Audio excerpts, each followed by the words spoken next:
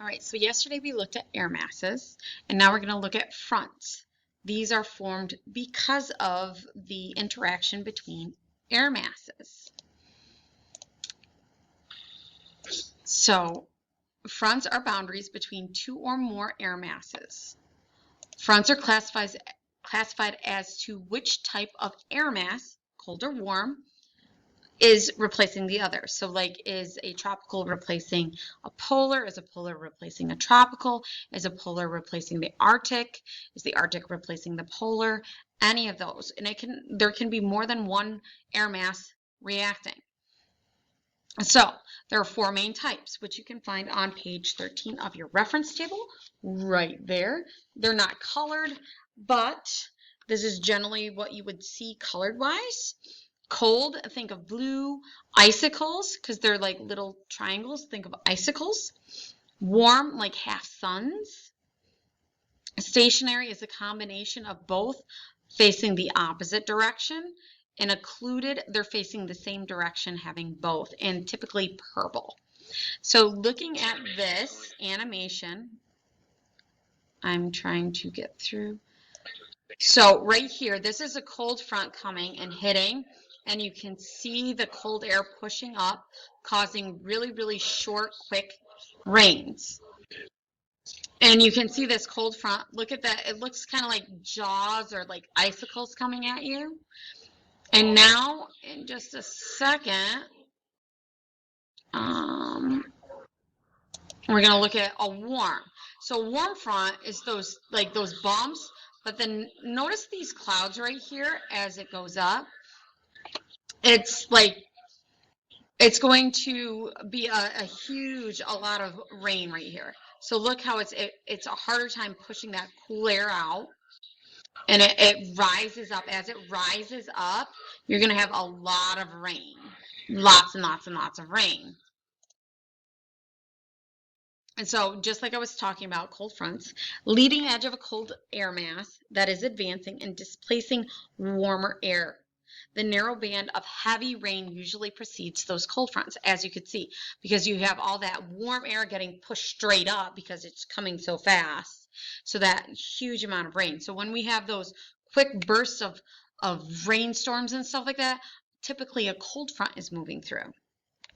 And you can see on the opposite side of the cold front, it's colder. Before it, it's warmer.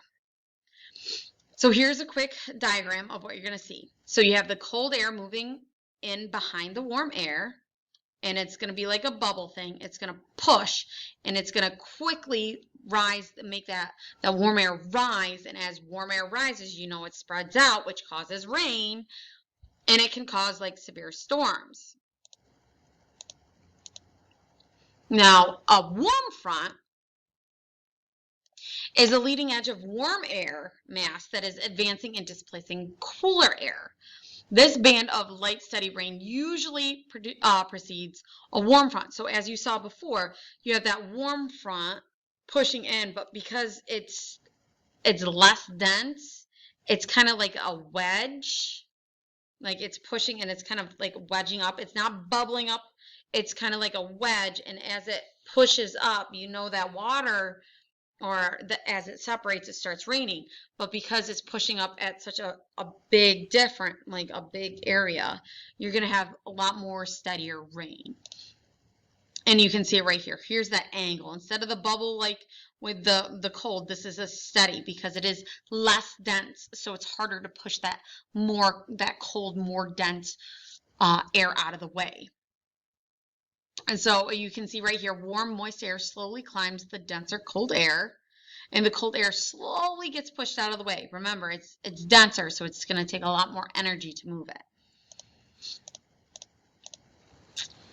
All right, so stationary front. This is when a cold or warm or cold front moves back and forth. It's just kind of like a tug of war that nobody wins. Rain moves back and forth. Cold air pushes towards the warm air pushes towards the cold air. It just keeps going back and forth. So in other words, it's going to be pretty darn lousy wherever you are. And then last but not least, you have the occluded. This is created when two cold air masses squeeze out or force up a warm air mass between them. So remember that warm air takes a lot longer to push out. So you have the cold air came through, sorry, you had a cold air mass and then the warm, and it's slowly pushing out. But behind that warm, cold comes faster because it's more dense, and it's going to hit the cold air, pushing up that warm air. So what you have is the cold air caught up with another cold, dense air right here. That warm front is right there, which pushes up that warm air. So you have two cold fronts basically clashing with that third warm front. And that's where you get the occluded. All right, and this is just some pictures of the different types of what an occluded front would look like. So you have this low coming, lows are lousy, lots of rain. You have the warm air pushing up a cold air.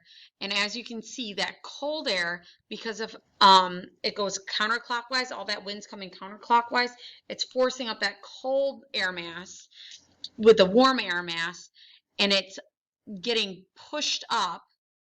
See the cool air is right there, cold air. That warm air has nowhere to go but get pushed up.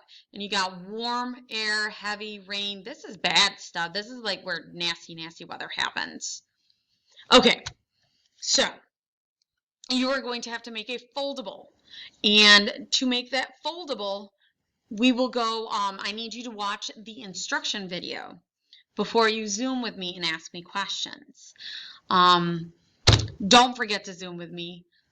Reference table is probably a good idea to have with you because of page 13. Besides that, if you have questions, Zoom, class tag, email me. I'm here. Let me know. Don't forget to see me at least once a week. Hope you guys have a great day.